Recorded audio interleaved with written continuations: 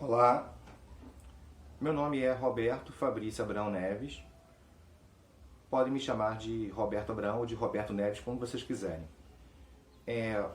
Hoje eu vou dar continuação à aula número 2 sobre a questão da reversão da diabetes tipo 2.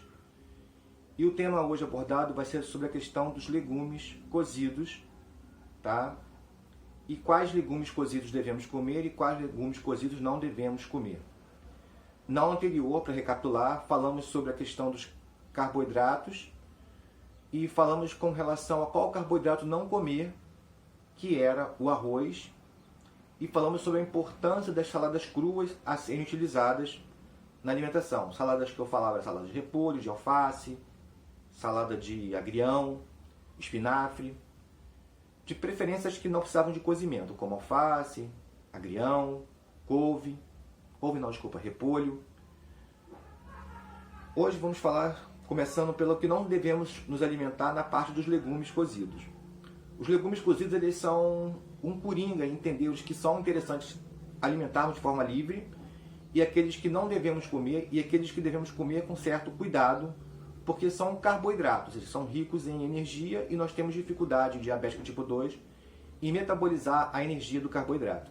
Então vamos lá. Aqui, por exemplo, nós temos esse carboidrato aqui, que é a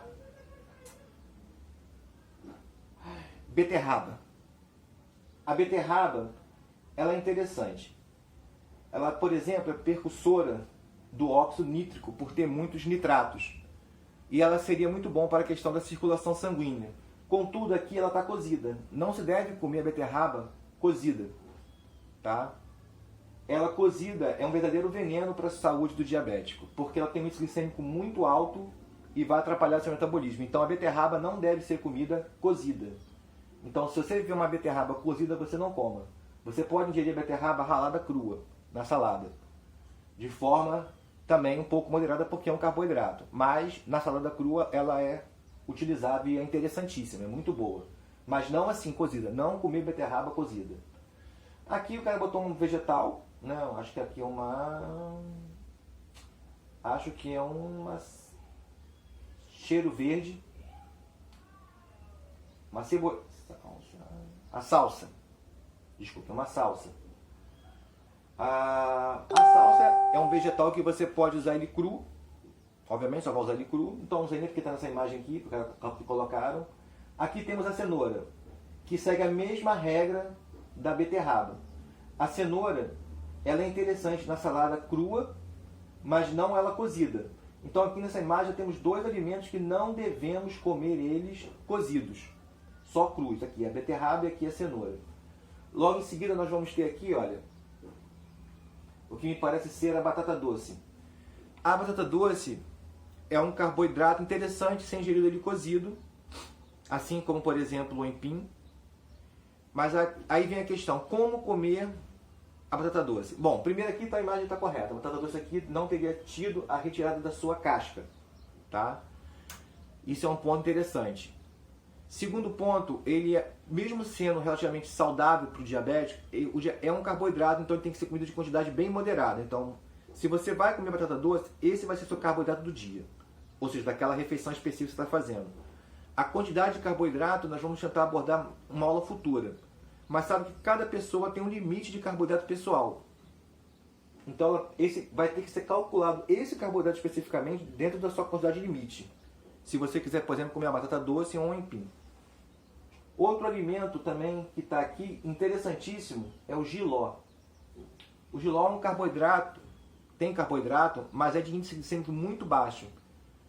Então esse grupo aqui, igual o jiló, que eu vou falar agora, que eu quero que vocês memorizem bastante. Quais são os legumes que eu devo comer de forma liberada, tranquilo, eu posso colocar no meu prato, colocar bastante deles, comer, me sentir satisfeito e eu vou ter pouquíssimo risco de errar com a minha glicose. Aqui está o quiabo. O quiabo não, o jiló. Um outro, que eu acabei dando spoiler, é o quiabo. Um outro também super interessante é a berinjela. Quiabo, jiló, berinjela, abobrinha, aquela abobrinha verde. Também não posso esquecer a vagem, Então, aqui você já teriam 4 legumes, né? Que você poderia usar de forma livre nessa imagem. Não, só tem um aqui na imagem, mas teríamos 4 que eu acabei de falar agora a você que você pode usar de forma livre. Então você memoriza quando você fizer um refogado de legumes, você sempre pensa em colocar quiabo, anota, jiló, abobrinha verde e vagem.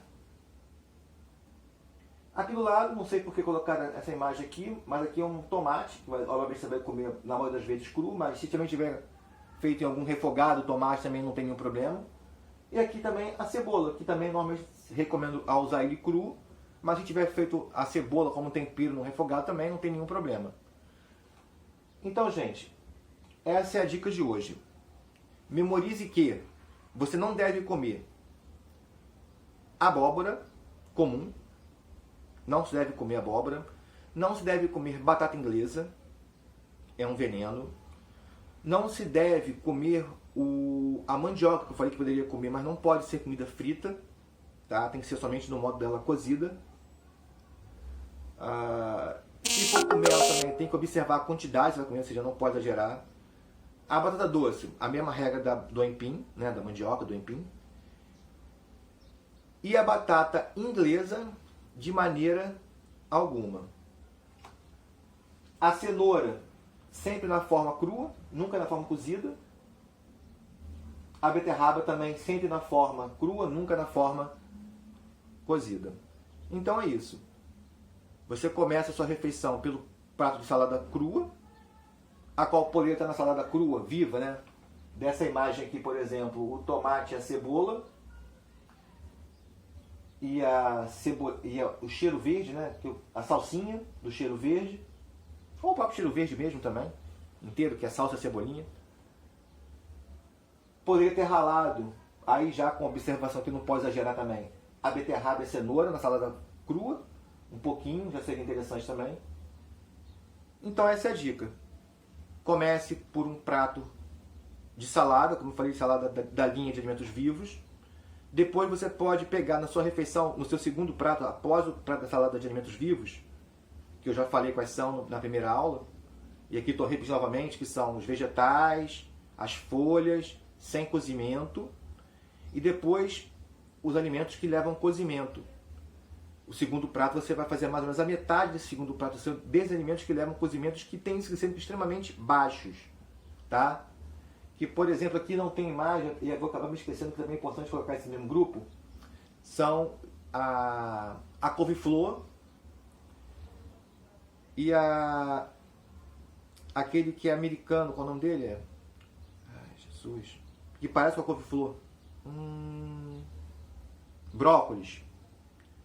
Brócolis também é interessantíssimo, tá? E principalmente berinjela, jiló, vagem e abobrinha.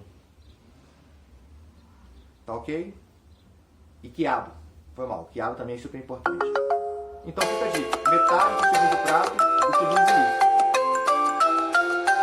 Esse é o vídeo, se inscreva no canal, deixe o seu like, compartilhe muito, principalmente com pessoas que precisam, para que essa